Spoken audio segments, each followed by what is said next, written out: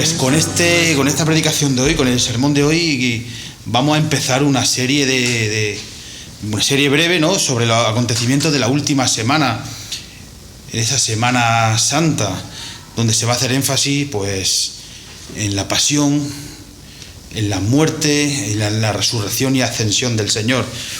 Y para entrar en el mensaje de hoy, claro, antes tengo que contextualizar, es decir, antes tengo que ir como de alguna manera como de más a menos para centrarme en el pasaje de hoy. Y el pasaje de hoy voy a arrancar con ese Jueves Santo conocido, esa cena que tiene lugar en el aposento, la cena anual de la Pascua. Ahí está Jesús reunido con los suyos y ahí están celebrando la fiesta más antigua de todas. Ahí celebran y conmemoran y evocan aquella liberación de Egipto, de la esclavitud, cuando el ángel de la muerte pasó por todas las casas de Egipto. Eso lo tenemos en el capítulo 12 de Éxodo. Ahí en cada casa había o debía de ocurrir una muerte, o bien el primogénito, o bien un cordero, cuya sangre se tenía que untar en los dinteles de las puertas. Desde entonces, el cordero y la sangre adquirieron un valor redentor para el pueblo. Pero aquella noche, aquella cena de la Pascua, aquella noche de Jueves Santo, por así decirlo, no se trataba solamente de esa celebración pascual. No miraban solamente hacia el pasado, retrocediendo casi 1500 años, cuando Dios sacó con mano poderosa a su pueblo de la esclavitud. Digamos que lo que Jesús hace de repente es aplicar ese significado de ese evento, de esa Pascua, a sí mismo, como si de alguna manera dijera: ¿os acordáis del Cordero Pascual? Ese soy yo. ¿O recordáis la sangre que era necesaria para salvar a los israelitas? Pues ese es un anticipo, o ese representaba a mi sangre que voy a derramar por vosotros en pocas horas. ¿Os recordáis que fue todo un sacrificio? Pues eso anunciaba o era un tipo del sacrificio que voy a hacer por vosotros. Y en esa cena, ya con Judas, como dice la palabra, lleno de Satanás, ya Judas ya está fuera de esa escena, de ese momento, toma el pan, toma la copa, y lo que hace es trazar una diagonal, una línea recta, ¿no?, desde el pasado, desde aquel evento de la Pascua, hasta el futuro, desde Egipto hasta el Gólgota y desde el Mar Rojo hasta la cruz. Ahí instituye la cena del Señor, la conmemoración perpetua para su iglesia, y constituye el mejor pacto, el verdadero y la perfecta alianza, un pacto que va a traer salvación por gracia a través de la fe en Cristo. Y de repente tiene lugar unas palabras de consuelo para su pueblo, para los suyos, para sus discípulos. Les habla de su partida y ellos, claro, ellos reaccionan con tristeza, ellos se entristecen, pero les dice también que no les va a dejar solos. Les habla del Espíritu Santo, les dice: os voy a enviar el Espíritu Santo para que esté con vosotros, no os voy a dejar huérfanos. Y tiene lugar esa conversación bonita en esa noche, y de repente pasa de dirigirse a ellos, es decir, pasa de hablar directamente con ellos y ahora se dirige al Padre, y tiene lugar esa oración sacerdotal que encontramos en Juan 17. Le dice: yo ruego por ellos, no ruego por el mundo, sino por los que me diste. No ruego que los quites del mundo, sino que los guardes del mal. No son del mundo, como tampoco yo soy del mundo. Santifícalos en tu verdad. Tu palabra es verdad.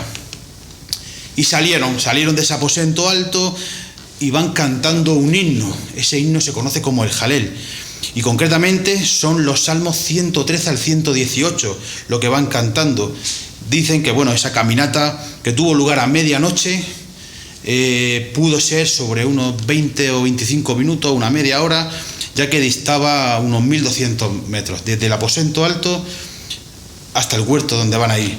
Y es increíble si leemos esos versículos, ¿no?, el Salmo 113 al 118, estando a pocos minutos o a pocas horas de ser traicionado, de ser arrestado con violencia, y, como dice la palabra, empleando palos y espadas, de ser enjuiciado injustamente, falsamente, abofeteado, escupido en el rostro, la barba le arrancaron, le azotaron cruelmente, le condenaron a muerte, a la peor y más horrenda muerte, la crucifixión. Bueno, pues estaban cantando estos versículos.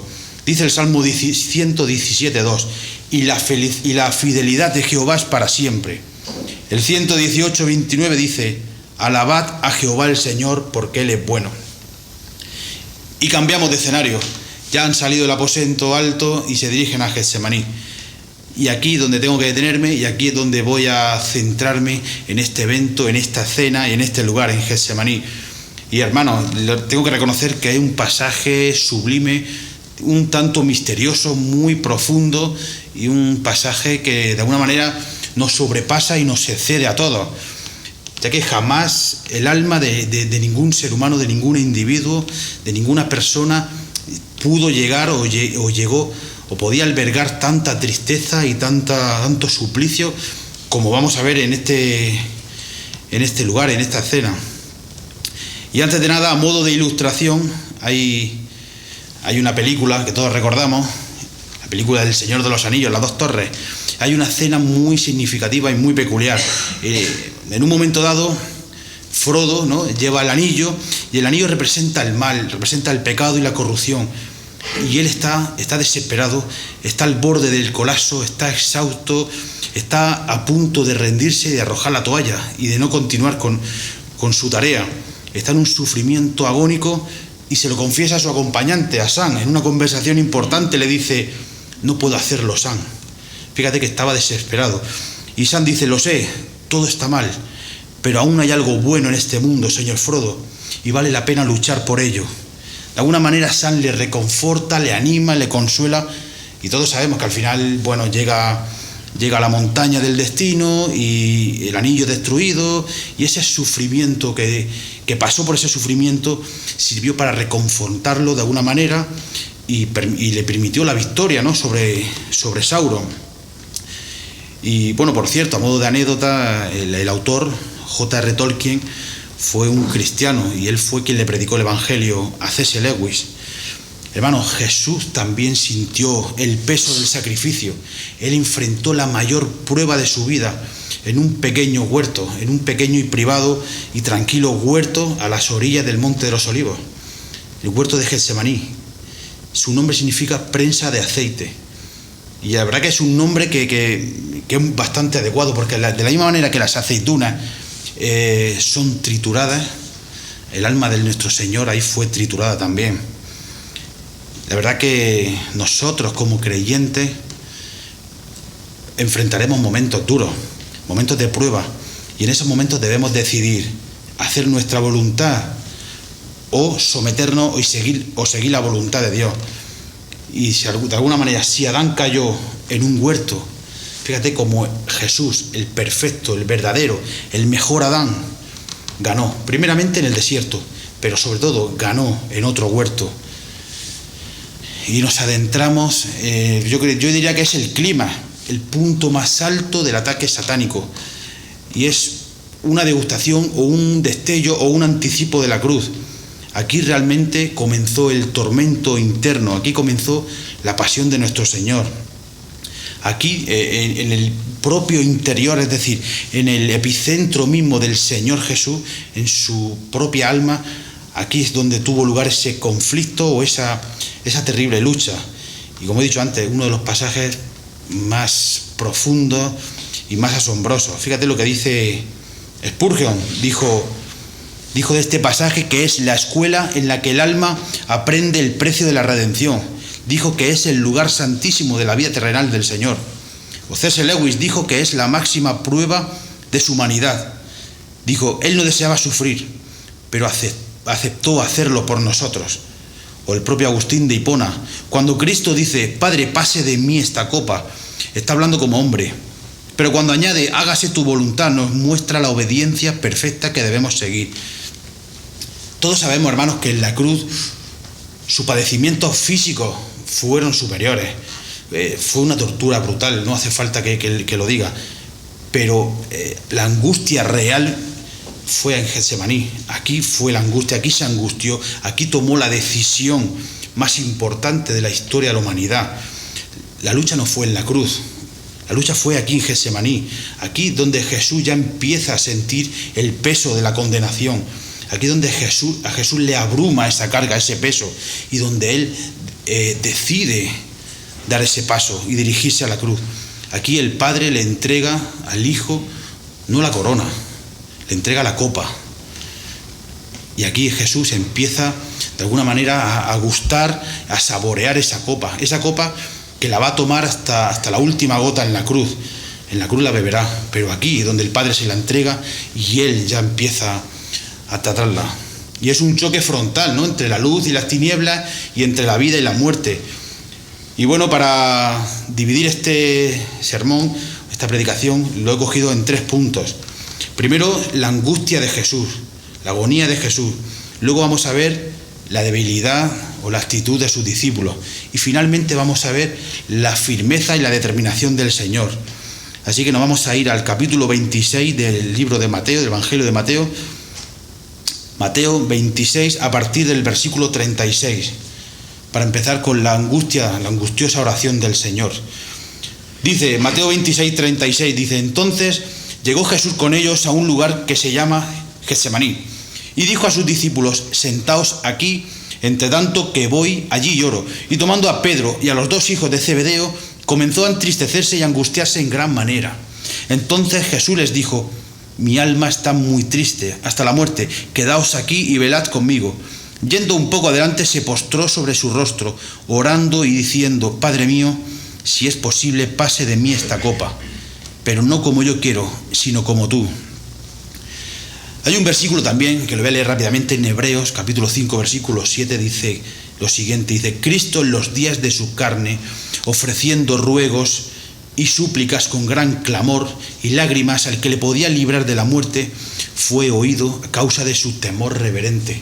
Hermano, acabo de decir antes, hace unos instantes, que Jesús oró por sus discípulos en esa oración sacerdotal, ¿no? En Juan 17, muy conocida por todos. Ahí estaba actuando como el perfecto, como el verdadero sacerdote. Pero aquí ya no. Aquí ahora Él es la víctima. Aquí es la víctima que va rumbo al altar. Aquí ya Jesús empieza a sentir el cuchillo afilado de Dios ya muy cerca de su cuello. Aquí empieza a notar el calentor del fuego. Aquí, en palabras de Jonathan Edwards, Jesús ve el horno de la ira de Dios preparado para que sea lanzado sobre él. Es como si de alguna manera recordamos la espada cuando Adán y Eva caen, ¿no? La espada de la justicia de Dios que aparece en el Edén, esa espada que les prohibía ese paso, de alguna manera esa espada ahora está preparada, está listada y afilada para juzgar. O incluso, si recordamos hacia atrás en retrospectiva, en el monte Moriah, Abraham que iba a sacrificar a su hijo, a Isaac, ese cuchillo, ese mismo cuchillo en manos de Dios ahora está listo para realmente sí ofrecer ese sacrificio. Hay personas ilustres que han, de alguna manera, que han enfrentado y han aceptado la muerte, de alguna manera incluso heroica, ¿no? Dicen que Sócrates fue condenado a beber cicuta y pudo escapar, pero no quiso, lo aceptó sin miedo ni quejas. O incluso Juana de Arco, la quemaron y ella solamente pidió tener un crucifijo para mirar a la cruz y solamente se decía Jesús, Jesús, y gritaba el nombre de Jesús. Ella murió quemada en una hoguera. O Policarpo de Esmirna, discípulo de Juan, también condenado a la hoguera. Fíjate lo que dijo lo siguiente, hace 86 años solamente él, renunciando a su Señor, podía salvar la vida. Hace 86 años que le sirvo y él nunca me hizo mal alguno. ¿Cómo podría yo blasfemar contra mi rey que me ha salvado? Se negó a rechazar a Jesús y dijo, te alabo, oh Dios, por considerarme digno de este día y de esta hora, para ser contado entre tus mártires y beber el cáliz de tu Cristo. O incluso William Tyndale, que después de traducir la Biblia al inglés fue torturado y estrangulado. Y cuando lo mataron, cogieron el cuerpo y lo quemaron en la plaza del pueblo, simplemente por traducir la Biblia. Sus últimas palabras fueron, Señor, abre los ojos al rey de Inglaterra. Por cierto, el rey de Inglaterra, Enrique VIII, a los pocos años, permitió la traducción de la Biblia y su traducción fue la que se disparó por Inglaterra. Pero hermanos, todas estas muertes no tienen nada que ver con la de nuestro Señor. ¿Por qué? Porque nuestro Señor sufrió directamente el juicio de Dios en su máxima fuerza y con su máxima intensidad. Él no fue un mártir. Él directamente es el Salvador, el Redentor, nuestro sustituto. Él no fue un mártir de alguna manera en el momento de su martirio, cuando está enfrentando esa muerte, recibe o goza de una gracia especial que Dios le da. Estoy seguro, o le consuela o le da ese abrazo, esa gracia para atravesar ese momento. Jesús no. Jesús pasó ese momento absolutamente solo. Un mártir de alguna manera puede ser considerado un héroe, pero al final su cuerpo queda en la tumba. Fíjate lo que dice Jesús: nadie me la quita. Habla de la vida, dice, sino que yo de mí mismo la pongo. Tengo poder para ponerla y tengo poder para volverla a tomar. Él podía librarse, claro que podía librarse, pero Él prefirió librarnos a nosotros. Y muchas veces, y sobre todo ahora, mucha gente piensa, dice incluso predicadores, ¿no?, que Jesús se atemorizó y se escandalizó y se horrorizó de los soldados romanos, los violentos soldados, de los clavos que iban a atravesar sus articulaciones, o de la corona de espinas que se iban a incrustar en su cráneo y eso le iba a provocar un dolor intenso, de los latigazos, pues los látigos llevaban como unas bolas de metal o incluso llevaban unos huesos y cuando Jesús recibía esos latigazos en su espalda, a la vez le arrancaban, ¿no?, carne o tejido. Pero hermanos, Jesús no tenía miedo de eso en absoluto. Ese no era decir eso, es de alguna manera creer que, por ejemplo, Juana de Arco o Tyndale o Sócrates o incluso Martín Lutero, ¿no? Martín Lutero, cuando en la dieta de Worms se enfrentó a toda la cúpula, a todo el sistema de la Iglesia Católica, pensamos que ellos tuvieron más valentía que nuestro Señor. Yo creo que no. Y Jesús en esta cena coge a sus íntimos, a Simón Pedro, a Santiago y a Juan, a los tres de su círculo más íntimo. Son los momentos más difíciles, más duros y más críticos de Jesús, y Él desea estar con los íntimos. Fíjate que ellos fueron los mismos que vieron la transfiguración del Señor, fueron los mismos que vieron a Jesús resucitar a la hija de Jairo. Pero no solo eso, aquí hay algo más importante. Precisamente ellos fueron los que se habían jactado más que nadie de su capacidad para sufrir con Jesús. Pocos minutos o pocas horas antes, Pedro: Señor, aunque todos se escandalicen de ti, yo no. Yo estoy dispuesto, Señor, a dar mi vida por ti. Pedro: Satanás me ha pedido zarandear como a trigo, pero yo he rogado por ti para que tu fe no falte. Y fíjate lo que le dice ahora, no le dice, y si vuelves, no. Y una vez vuelto, porque para eso oró Jesús, por él, para perseverar y preservarlo, una vez vuelto, confirma a tus hermanos. Hermanos, ese es el ministerio que hace nuestro Señor hoy, como sacerdote. Nos sostiene en la prueba, nos levanta y no nos condena, y nos restaura. Pero también acuérdate los dos hermanos, Zebedeo, de que Jesús, ¿no?, en esa noche le dice: concédenos que en tu gloria nos sentemos el uno a tu derecha y el otro a tu izquierda. Y Jesús le dice: ¿podéis beber de la copa que yo beberé? Por supuesto, Señor. Hermano, el que piense estar firme, mire que no caiga, le dice Pablo a los Corintios. Y cuando estemos en una crisis, no lo hagamos solo. Nos rodeemos de nuestros íntimos, de nuestros hermanos maduros, íntimos, pero no lo hagamos solo. Ellos vieron su gloria en la transfiguración. Ellos debieron de estar preparados para ser los testigos en ese momento donde van a ver la agonía, el suplicio y la humillación del Señor. Dice el versículo 38 literalmente: mi alma está muy triste hasta la muerte. Ningún ser humano, ninguna persona podría soportar esta agonía. Era una tristeza literalmente mortal. Él se identificó con el dolor humano hasta lo sumo, en toda su magnitud. No es curiosidad que sea el evangelista Lucas, el médico, el que registre esto que voy a leer en Lucas 22, 44, dice: y estando en agonía, oraba más intensamente, y su sudor se convirtió en grandes gotas de sangre que caían hasta la tierra. Eso se llama hematidrosis, y eso se debe a la extrema agónica y angustia emocional de ese momento. Eso provoca que los vasos capilares de las glándulas sudoríparas en el rostro de alguna manera revienten y estallen, y eso se mezcla, el sudor con la sangre. Eso ha pasado muy pocas veces, y en los casos que ha pasado, por ejemplo, se conocen casos similares en prisioneros de guerra en la Segunda Guerra Mundial, cuando son capturados por el bando contrario y saben que lo van a torturar. Eso es lo que nuestro Señor pasó y sufrió y padeció en Getsemaní.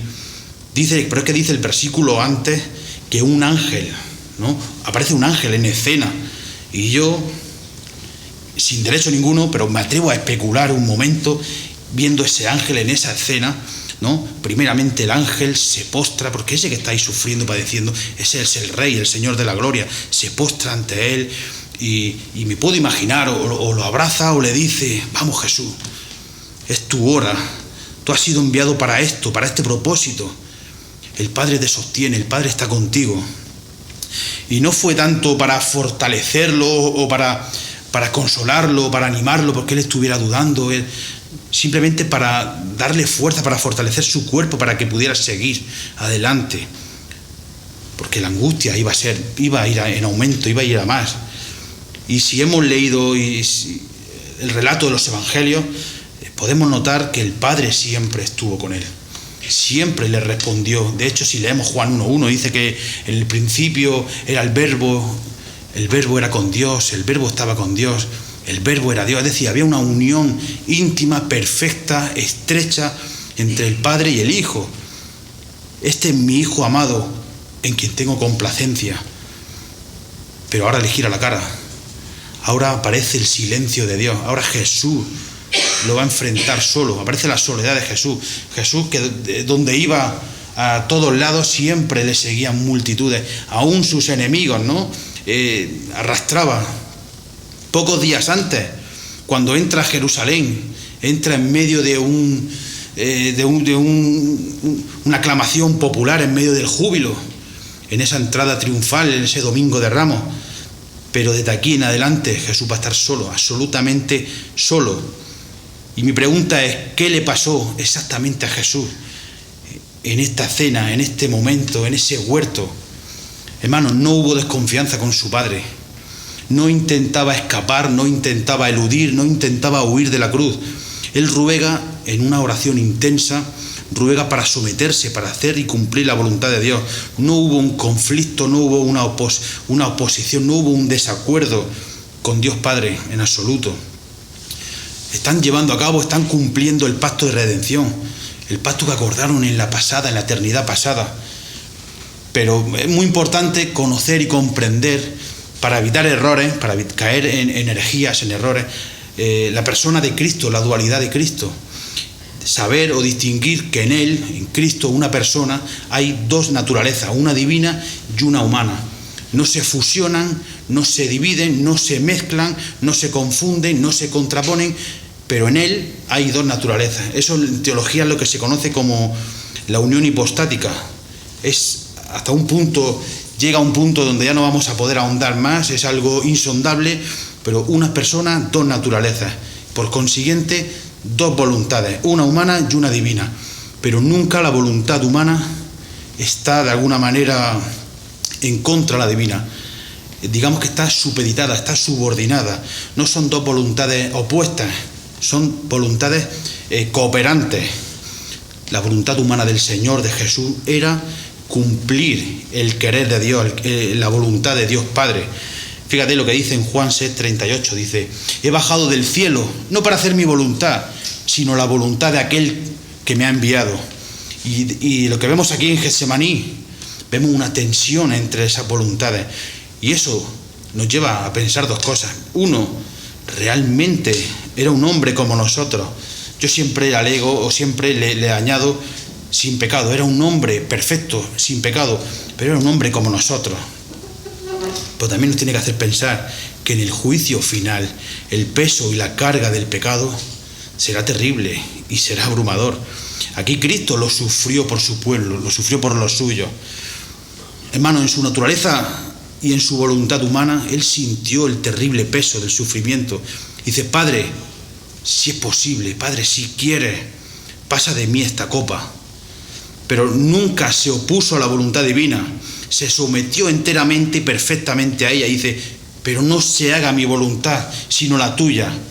Como ser humano había un deseo por supuesto, pero había uno superior. Ese superior consistía en obedecer al Padre, en obedecer, en hacer la voluntad de Dios. En su humanidad tiene angustia y pide ser librado. Como humano, él quiere escapar del juicio de Dios. Y eso, tristemente, es lo que van a experimentar muchos, querer escapar del juicio, de enfrentar el juicio de Dios. Pero no habrá opción. Su alma humana está rota en 1000 pedazos y busca otra alternativa para cumplir la misión que le encomendó. Pero inmediatamente se somete a la voluntad de Dios. Dice: Padre, glorifica tu nombre. Hermano, el santo iba a cargar con el pecado, con la losa del pecado. El justo iba a ser tratado y a ser considerado como el mayor culpable de la humanidad. El perfecto está empezando a ser tratado como un injusto, como un imperfecto, como un impío. Dice la palabra que cayó rostro en tierra. Eso es un gesto de sumisión extrema a la voluntad de Dios, de rendición a la voluntad de Dios, de abandono a sí mismo para seguir la voluntad de Dios. Aquí en esta escena Jesús empieza a experimentar el peso, la losa del pecado de la humanidad, de una manera real. Todos nosotros nos descarriamos como ovejas, cada cual se apartó por su camino, dice Isaías 53:10. Mas Jehová cargó en él el pecado de todos nosotros. Cuando él desciende del cielo en su encarnación, Jesús de alguna manera deja su gloria, no deja su divinidad, no deja sus atributos, pero sí que deja su gloria, ¿no? Y se humaniza, se viste de hombre o se enfunda, ¿no? Hablándolo en términos humanos, el traje de hombre. Pero aquí en esta escena va mucho más allá todavía. Aquí en esta escena se está vistiendo de esclavo, de cordero de Dios. Y esto nos lleva directamente a ese versículo de Filipenses 2. Haya pues en vosotros este sentir que hubo también en Cristo Jesús, el cual siendo en forma de Dios, el cual siendo exactamente Dios en su naturaleza y en su esencia, y en sus atributos y en su gloria y en todo. Y dice, no estimó el ser igual a Dios como cosa que aferrarse, sino que se despojó a sí mismo, tomando forma de siervo hecho semejante a los hombres. Y estando en la condición de hombre se humilló, dice, se humilló a sí mismo, haciéndose obediente hasta la muerte y muerte de cruz. Hermanos, no era la muerte en sí lo que le turbaba su alma. De hecho, si Jesús vino directamente a eso. Es más, de hecho Jesús en Mateo 10, versículo 28 dice, no temáis a aquel que puede matar el cuerpo. ¿Cómo Jesús va a decir eso? Y va a estar aterrado por la muerte ahora. Eso es un sinsentido. Él se horroriza por tener que beber la copa. Toda la copa hasta la última gota. ¿Qué era o qué implicaba la copa? Que aquí en este huerto de alguna manera el Padre le entrega y él ya empieza a gustar y a saborear. Bueno, la copa es la santa y la justa ira del Dios Santísimo por todo el mal, por todo el pecado. La copa era la furia de Dios, la copa era la justicia de Dios en acción. La copa implicaba el rechazo, el abandono judicial de Dios. Todo el pecado, todo el dolor, todo el mal estaba en esa copa concentrado, como si fuera un embudo que al final está concentrado sobre Jesús. Eso era la copa. Cada crimen, cada asesinato, cada blasfemia, cada desobediencia, cada motivación o pensamiento pecaminoso, cada violación, cada aborto, cada traición del diseño de Dios hacia la familia, hacia el matrimonio, cada acto injusto, cada acto impío, podía seguir y seguir y seguir. Eso estaba en la copa que el Padre le entregó al Hijo. Eso es la copa. Eso era lo que el Padre tenía para su Hijo esa noche. Y eso fue por ti y por mí, hermano. Fíjate el Salmo 75, versículo 8. Dice, porque el cáliz, o la copa en otras traducciones, está en la mano de Jehová el Señor, y el vino está fermentado, lleno de mistura, y él derrama del mismo. Hasta el fondo lo apurarán, y lo beberán todos los impíos de la tierra. Hermanos, no fue un acto fortuito, no fue casual que él acabase esa noche allí. No fue la hostilidad de las personas, el hostigamiento, no fueron los soldados romanos, ni siquiera fue un plan de Satanás, del diablo. Él fue enviado por el Padre. Él fue enviado por el Padre para beber enteramente esa copa. O nosotros o Cristo. Pero alguien debe de pagar esa deuda. Él no pecó en absoluto, ya lo sabemos, pero Él tomó sobre sí mismo la carga y la culpa del pecado de su pueblo. Nuestros pecados pasados, presentes, futuros, estaban en esa copa. Hay un versículo que a mí me encanta, 2 de Corintios 5, 21, todos lo conocemos. El que no conoció pecado al justo, al santo, a Cristo, al que no conoció pecado, por nosotros lo hizo pecado, por nosotros lo hizo ofrenda del pecado, para que nosotros, y no hace falta que hable de nosotros, o lo que dice la Biblia de nuestra condición de nosotros, para que nosotros fuésemos hechos justicia de Dios en Él, para que nosotros fuésemos justificados. Para eso el santo tuvo que cargar con el pecado y tuvo que haberse hecho pecado o ofrenda del pecado, hermano.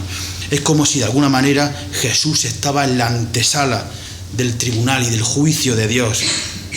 Y Él sabía que tenía que ser considerado como el culpable y tratado como el culpable, por supuesto. Y en ese momento Él ya empieza a sentir la separación. En ese momento ya empieza a sentir ese vacío con respecto a Dios. Y esto es así, Dios es santo. Él no puede tener ninguna comunión con el pecado. Es más, Él debe de ir más allá. Él, el pecado, debe condenarlo, debe de juzgarlo, debe de aplastarlo. Y ahí empieza a haber un rechazo judicial, el Padre con respecto al Hijo. No fue una separación sustancial, sigue siendo Dios. No fue una separación ontológica, pero fue un rechazo, un abandono judicial. Fue una ruptura de la comunión que hubo entre Dios Padre y Dios Hijo. Y su alma humana, perfecta, santa, inocente, sin mancha, no quiere el tormento de separarse del Padre, de sufrir la culpa al cargar con todo el pecado. Padre, pase de mí esta copa. De alguna manera, no quiero tomarla, no quiero beberla, no quiero mirarla. Tiene que haber otra manera. Pero no se queda ahí. Pero sea tu voluntad. Pero sea tu voluntad. Es normal, hablando en términos humanos, humanamente hablando, es normal que esta situación psicológicamente le abrume. Es normal que quiera huir de esa torturación o del horror de la cruz o de verse alejado del Padre o de padecer como el infierno, ¿no? El infierno concentrado va a recaer sobre él, de experimentar el peso con toda la potencia, con toda la intensidad de la furia, de la ira de Dios, de la justicia de Dios concentrado sobre él. Es normal ese sentimiento de terror sobre ese juicio de Dios, hermano. Todos nosotros enfrentamos momentos de angustia, momentos de soledad, y ahí es cuando nosotros necesitamos a Dios. Y Jesús nos comprende perfectamente. Él mismo lo vivió, Él lo sufrió y Él lo padeció. Hermano, la solución, aunque es difícil, aunque nuestra carne no quiere, o quiere justo lo contrario, que es cuestionar a Dios, hay que buscar a Dios en esos momentos. La respuesta de Dios seguramente, tal vez, puede ser que no nos convenzca, que tal vez que no sea la que nosotros esperamos, pero es la respuesta de Dios y por tanto es la mejor respuesta. Es la mejor respuesta. Y cuando enfrentamos estas situaciones difíciles, debemos orar como Jesús. No sea mi voluntad, sino la tuya. Y hay mucho error en la oración, hermano. Mucho error en la oración. Muchos creen que oramos o que ayunamos para de alguna manera persuadir a Dios. Y así va a sentir lástima y así Dios va a cambiar de parecer y va a cambiar su voluntad. Y oramos para cambiar la voluntad de Dios. Eso es un error, Carrafal, no es así. Es lo contrario. Oramos o ayunamos para nosotros, para prepararnos nosotros para obedecer la voluntad de Dios nosotros, para someternos a la voluntad de Dios, a su perfecta y a su soberana voluntad, la cual es siempre buena y agradable, la entendamos o no la entendamos, nos guste o nos disguste. Oramos para prepararnos nosotros, hermano, y Dios fortalece a quienes buscan hacer su voluntad. El punto número 2, la debilidad de los discípulos. Vamos a ver el contraste. Mateo 26, del 40 en adelante, dice: vino luego a sus discípulos y los halló durmiendo, y dijo a Pedro: así que no habéis podido velar conmigo una hora, velad y orad para que no entréis en tentación. El espíritu a la verdad está dispuesto, pero la carne es débil. Otra vez fue y oró por segunda vez, diciendo: Padre mío, si no puede pasar de mí esta copa sin que yo la beba, hágase tu voluntad. Vino otra vez y los halló durmiendo, porque los ojos de ellos estaban cargados de sueño. Y dejándolos se fue de nuevo y oró por tercera vez, diciendo las mismas palabras. Qué contraste, hermano, entre el Señor y los discípulos. Hasta 3 veces le piden, ¿no?, el Señor que velen y que oren, pero las 3 veces los encuentra dormidos. Eso, ajenos a la realidad, ajenos a la situación, totalmente ajenos a lo que va a ocurrir, a lo que está a punto de suceder. Pero no tenemos que ver la Biblia y leer esto y culparlo a ellos. Hermano, está hablando de nosotros. Nosotros somos ellos nos representan. Fíjate que si leemos el capítulo 21 del Evangelio de Juan, estos mismos 3 discípulos estuvieron toda la noche tratando de pescar. No digo pescando porque no pescaron hasta que se apareció el Señor resucitado, pero estuvieron tratando de pescar. Y sin embargo aquí ni siquiera una hora pueden estar orando y velando. A veces no nos damos cuenta de, al igual que ellos, ¿no?, de la seriedad o de la magnitud de la batalla espiritual o de la realidad que tenían a sus puertas. Nosotros igual. Y hay una escena, que me acuerdo de una escena hablando de esto en la película Titanic, ¿no?, cuando está el vigilante despistado, riéndose, haciendo bromas, y cuando se da cuenta tiene un iceberg delante y ya es demasiado tarde. Ya no hay tiempo para nada, hermano. En Marcos 4 es al revés. Ellos son los que están aterrorizados, tienen miedo, pánico y pavor en una tormenta. Y el Señor está descansando, durmiendo en una barca. Fíjate, es a la inversa, ¿no? Pero hay una diferencia. Jesús estaba descansando porque confiaba perfectamente en la soberanía de Dios, confiaba perfectamente en su cuidado. Ellos descansan por debilidad carnal, por fragilidad humana. Hermanos, Jesús siempre es fiel donde nosotros fallamos. Nosotros en las tormentas nos atemorizamos y en las pruebas nos dormimos, pero Él siempre vence en nuestro lugar, donde nosotros fallamos. Y Él les enseñó a orar: no nos metas en tentación. Y ahora ha llegado el momento crucial, el momento más determinante, el momento que está a punto de desarrollarse, los eventos que Jesús les dijo que pasarían, y no fueron a Dios a pedir fortaleza, no acudieron en oración. ¿Y por qué no permanecieron en vela? Dice Lucas 22:45, nos da una respuesta muy importante. Dice: cuando Jesús se levantó de orar, fue a los discípulos y los halló durmiendo, dice, a causa de la tristeza. Hermanos, las cosas no estaban sucediendo como ellos querían o como ellos tenían previsto en su cabeza. No se dirigían a un trono donde Jesús iba a ser nombrado rey y entonces iban a liberar al pueblo de la opresión romana. Se dirigían a una cruz. Y bueno, de alguna manera esa tristeza o ese cansancio les sirvió como un mecanismo de defensa para intentar escapar o evadir esa realidad que no les gustaba. No les gustaba. Tampoco les gustó las palabras de despedida del Señor Jesús en la cena. No terminaron de entender, no terminaron de que les gustase lo que estaba sucediendo. Pero no les pidió toda la noche, les pidió una hora y no fueron capaces. Hermano, cuando desobedecemos al Señor, ya hemos perdido. Cuando descuidamos la oración, aparece la debilidad espiritual. Cuando aparece la debilidad espiritual, el enemigo te ataca. Y cuando el enemigo te ataca en debilidad espiritual, mal. Velad y orad para que no entréis en tentación. Pero no le hicieron caso y cedieron a la carne, al cansancio y al sueño. Y en pocas horas, esa misma noche, en pocas horas, vino esa tentación. ¿Qué ocurrió? Le negaron, huyeron, lo abandonaron, renegaron de él, renunciaron incluso de la fe. Yo no conozco a ese hombre. Y había dicho: daré mi vida por ti. Velad y orad. El espíritu a la verdad está dispuesto, pero la carne es débil. Hermanos, se muestra y se evidencia la fragilidad humana. Y eso nos lleva imperiosamente a la necesidad de velar y de orar. Pero eso no es excusa. Debemos de fortalecernos en el Señor. El punto número 3, la determinación victoriosa del Señor. Dice el versículo 45 de Mateo 26. Entonces vino a sus discípulos y les dijo: dormid ya y descansad.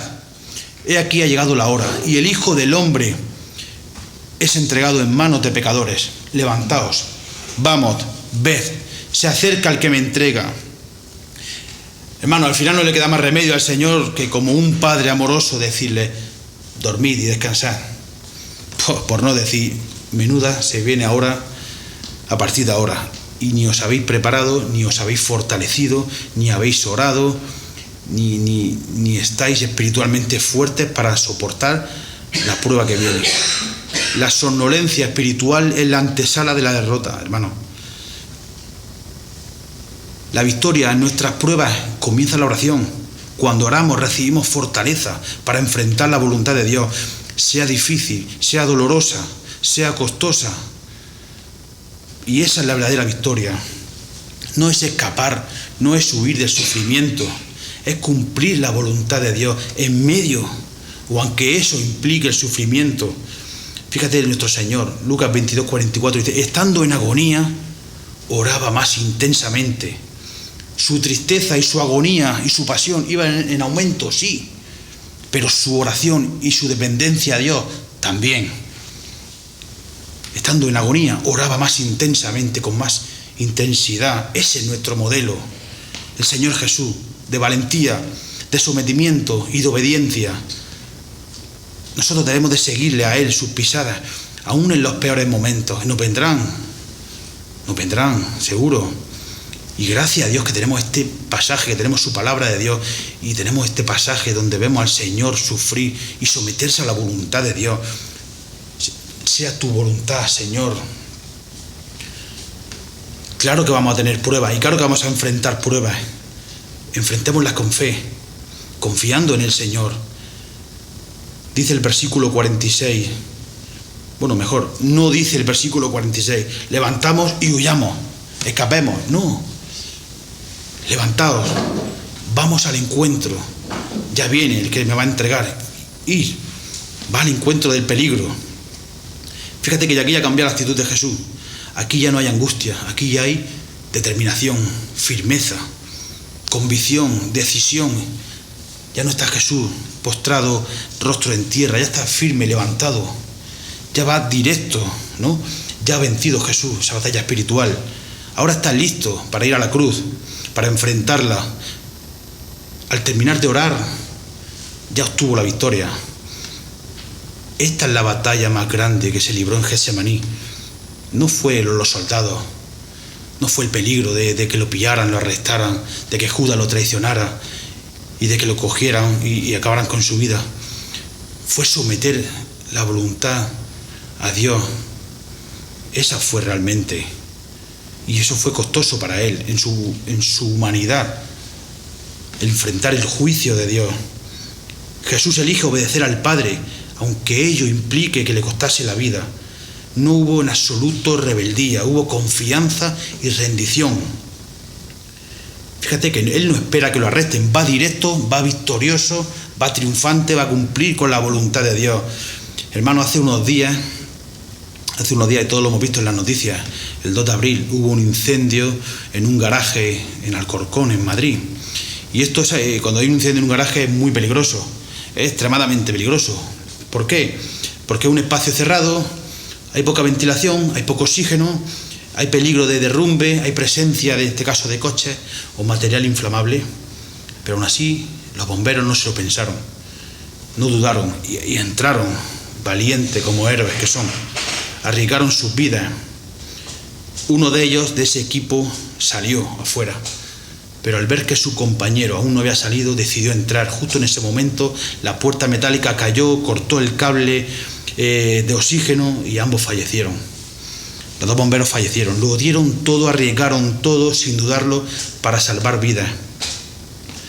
Y esta escena me sirve para apuntar una realidad infinitamente superior. Ellos no lo sabían, contaban con el peligro, no lo dudaron, no lo sabían y fueron adentro. Jesús lo sabía, Jesús se enfrentó al fuego de Dios. No se arriesgó, Él se entregó directamente, sabiendo y conociendo absolutamente todo. Y los héroes mueren con honor. Jesús murió con vergüenza para darnos a nosotros su justicia y su gloria. Y ya para acabar, hermanos, ¿por qué es importante este pasaje, este evento, esta escena, lo que ocurrió aquí en este huerto? Porque si Cristo no hubiera tomado esa copa que significa la ira, el juicio de Dios, no lo hubiera tomado hasta la última gota, el cielo estaría vacío y el infierno estaría repleto. Hermanos, no habría salvación para nadie, porque todos deberíamos y tendríamos que enfrentar el juicio de Dios delante de Dios y Dios dándonos a cada uno nuestra copa que nos correspondería a nosotros. Y créeme que si hubiera sido posible para Dios perdonar nuestros pecados sin la muerte de su Hijo, sin la muerte agónica de su Hijo amado, con el que compartía desde la eternidad pasada una relación íntima, estrecha y perfecta, créeme que si hubiera habido otra posibilidad, no creo que Dios hubiera permitido que su Hijo, que Cristo, hubiera pasado por ahí. Pero no era posible. Jesús debía de beber la copa de la ira de Dios hasta la última gota. Y lo vemos después. Elí, Elí, lama sabactaní. Hermano, eso no fue un acto impulsivo, un acto simbólico, un acto emocional o un acto pasional. Eso fue un acto real, histórico. Un acto real e histórico. Y quien rechace a Jesús, deberá beber esa copa de la ira de Dios, de la furia de Dios, y pasará miedo, pasará terror, estará solo y tendrá que enfrentarlo. Pero Jesús ofrece esquivar eso, porque Él lo hizo y Él la bebió. Él nos sustituyó a nosotros. Y este pasaje de Getsemaní nos enseña sobre la angustia, ¿no? La tristeza, la angustia, el suplicio, la agonía, y sobre la oración, sobre la prueba y sobre el sometimiento a Dios en medio de esa prueba, sobre la debilidad, la fragilidad humana y sobre la obediencia a la voluntad de Dios. ¿Es fácil? No es fácil, claro que no es fácil. La sociedad, el mundo hoy día ven que el miedo es síntoma, ¿no? O signo de fracaso y de debilidad. Hermano, eso no es así. No es así. Vemos en la Biblia, incluso podemos decir que Jesús tuvo ese episodio de miedo, de agonía, de suplicio. Hermano, no vence el que no tiene miedo. Vence el que ora, el que busca el rostro de Dios y el que se somete a la voluntad de Dios aún en nuestro miedo. La verdadera valentía no es la ausencia de miedo, es la confianza y la obediencia a Dios en esa situación, a pesar del miedo. Y es por eso que debemos de buscar a Dios en oración, sabiendo que nuestra carne, que nuestra condición es débil, es frágil, como estos 3 discípulos, ni una hora. Y necesitamos depender de Él siempre. Y sabiendo que la verdadera victoria es hacer la voluntad de Dios, la voluntad del Padre.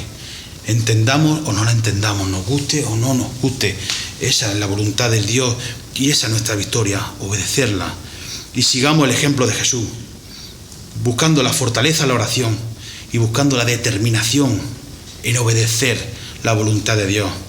Y sobre todo, meditemos. Y sobre todo este mes, ¿no? Donde la sociedad va a celebrar o va a conmemorar de alguna manera o va a exaltar esta Semana Santa. Meditemos en Él. ¿Quién es Él y qué ha hecho Él? Un versículo que me gusta mucho, 1 Corintios 2:2, el apóstol Pablo dice: me propuse no saber entre vosotros cosa alguna, sino Jesucristo y este crucificado, hermano.